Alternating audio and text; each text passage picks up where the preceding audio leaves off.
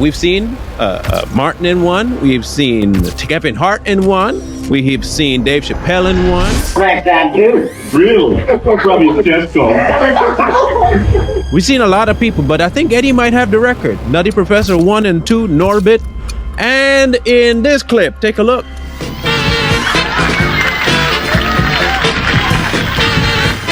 Even when Martin Lawrence did it in Big Mama's house, it was obvious that's a man right there. I wasn't even thinking that when I saw the Nutty Professor. Wasn't.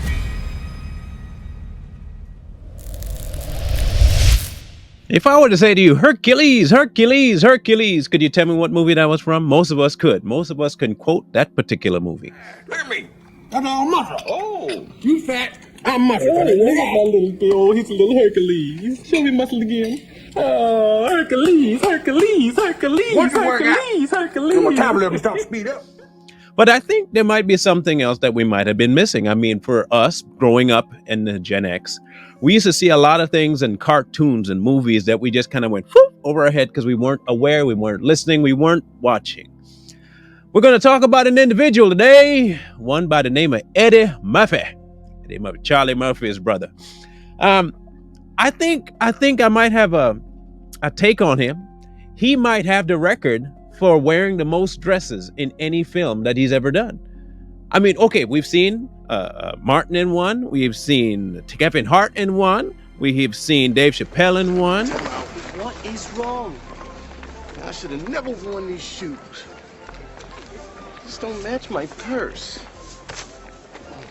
Blinking, fix your boobs. Let's play a new video about my boobies bonanza. Ralph, you show the tape. What do you think of it? Well, Howard, Hey, Robin. What's the matter with you? You have a goal? there's a man who crack that dude. Really? Probably just go. We've seen a lot of people, but I think Eddie might have the record. Nutty Professor 1 and 2, Norbit. And in this clip, take a look.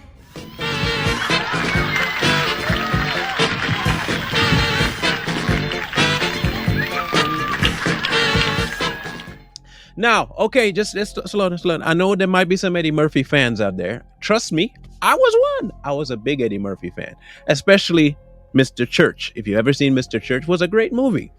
It doesn't negate what he's done. So let's talk about it.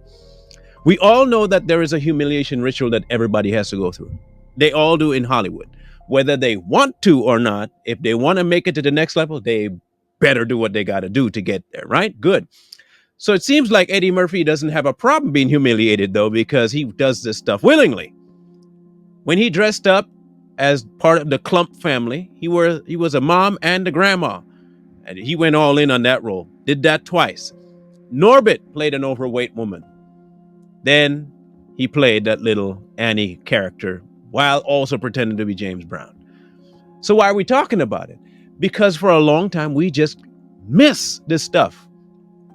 I remember going to watch Nutty Professor when I was in college and rolling. I was dying laughing at this movie. I didn't even think for a moment, not for a second, and I can be honest with you, not for a second did I think there was something wrong with a man dressing up the way Eddie did in that movie. I didn't see a problem with it. I saw Norbit and I was dying laughing, and I didn't see a problem with a man dressing up like a female. I didn't. I never even thought about it being an issue until my eyes got open. And then when I thought about this, I didn't even realize that this went all the way back to when he first started his entire endeavor into entertainment. This has been happening a long time. And then it reminded me that, man, like there are people like Flip Wilson that he got this from as well. This is nothing new. But for me, it was an eye-opener because I never thought of it as being an Eddie Murphy thing. Much less him being probably the most feminized dressed man in Hollywood. I mean, even Wesley Snipes did it in that cross-dressing movie that he did. And that was just once. And I remember that one to the point where I didn't want to watch that no more. But I somehow completely spaced the Eddie Murphy one. Why? Because he sold it so well. I will give Eddie this. His comedic value is way up there, to the point where he can do that to you in front of you and you don't even realize it. You don't even realize you're watching a dude in a dress. He sold a female's role so well that you probably didn't even remember that it was a dude that pretended to be a female in them movies. Even when Martin Lawrence did it in Big Mama's House, it was obvious that's a man right there. I wasn't even thinking that when I saw the Nutty Professor. Wasn't. They bank on our inadequacy. They bank on our inability to see. They bank on our blindness. Eddie profited big time. He's still one of the top sellers on stand-up comedians to this day. His name is still the most well-known comedian name out there, outside of people like Red Fox and Richard Pryor. He is one of the most, and I mean this, the most known actor out there. And he still gave in to the humiliation that all of them have to go through, which is why his name is so well known. Can you imagine being in the position where you are funny, naturally funny? Because if you look at the family is a funny family. Okay, so you have delivery on your side, you got the voice, you got to laugh on your side. I mean, everything about Eddie is hilarious. Let's just be honest about that. I'm not saying where he ranks in humor versus other people. I just know the man's funny. So he could easily have made this without doing what he did. He could have.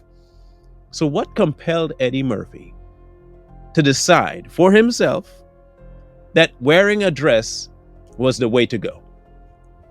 Well, first off, I think the call of fame will do a lot to a person's mind. I think that urge, that want to be known, is a killer.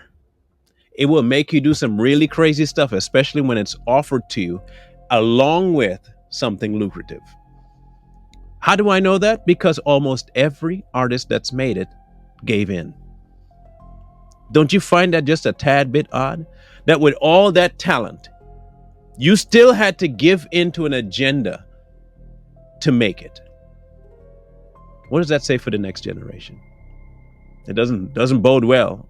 I would easily tell them stay away from the entertainment industry because there's nothing positive to it. While it might be sidetracking and it could keep you entertained in your mind, it's destroying your soul.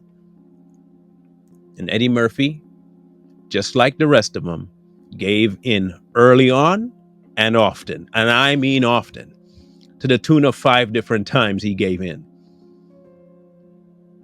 Now, y'all may not see the produce of what that did for him, but when you look back at all the movies he's done, if you really watch, you will see that he has been paid in full for giving into that agenda.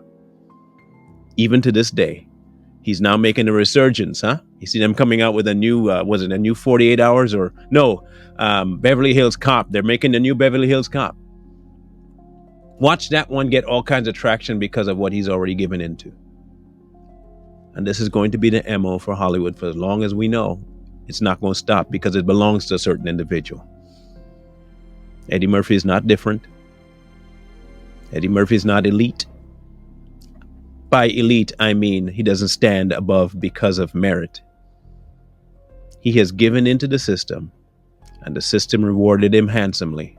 Or, at least in Eddie's case, very pretty.